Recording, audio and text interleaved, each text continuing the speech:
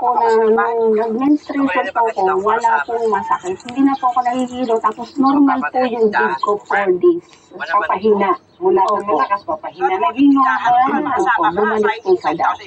Pagbalik ko po ng OB, sabi po sa akin ng OB ko, parang maganda na yung ano na kulay ng mo, hindi ka naputla. Sabi niya po sa akin. Tapos biniti niya po ako.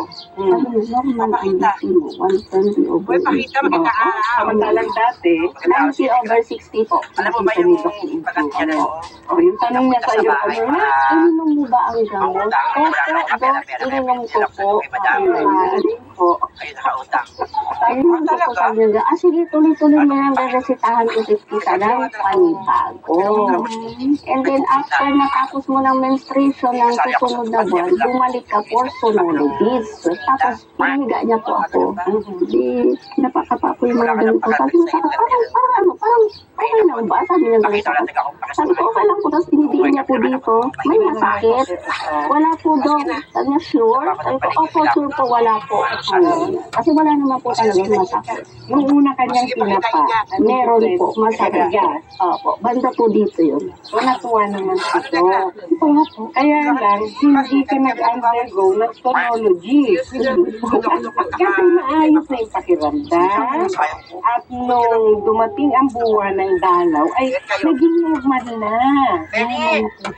Sa hirap ng dinaanan mo at na-compare mo yung gamutan ng ospital, o western medicine at natural healing, di ba? May natutunan ka ba dito sa naging karanasan mo ito? Marami po.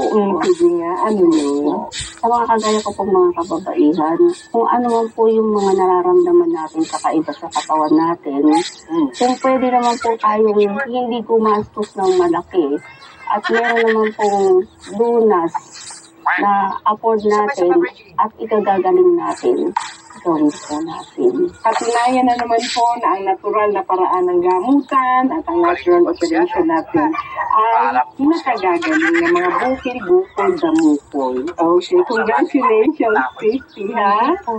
Okay, sa atin po kababaihan, dahil marami tayong pinagdaraan ng pagbabago sa katawan, mahalaga po magpa-check up agad. Kung nais ninyo ng alternatibong gamutan, ay libre po ang konsultasyon sa lahat ng Healing Galing outlets during office hours.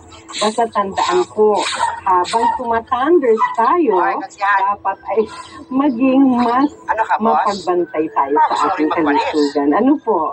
Muli, ako po ang inyong lingkod sa kalusugan, si Dr. Edinel Calcario, na lagi nagpapaalala na hatid na kalusugan ang hindi ang kalikasan. Happy healing morning po. Kasi kailangan ko naman ebidensya na ginagawa natin tungkulin natin. Paano nakaligtas mula sa baby ang anak ni Vicky na bumagsak ang platelets? Healing Galing sa TV. Alas 7:30 ng umaga, Sabado. Oo, dito nasa kakapicture. Marami naman ako picture na nakuha.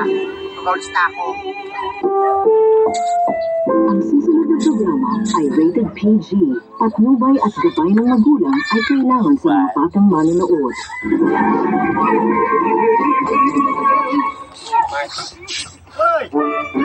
Marami na naman potensyal kiting.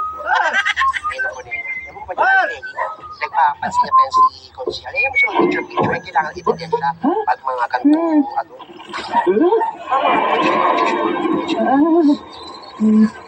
Hindi tayo pinagwapas. Grabe ko yun si Zay. Kasi nagwapas siya. Kaya ko si Zay. Sinawas ka na dyan. Sign ko lang siya. Sign ko lang. Isa akin. Kaya, basta.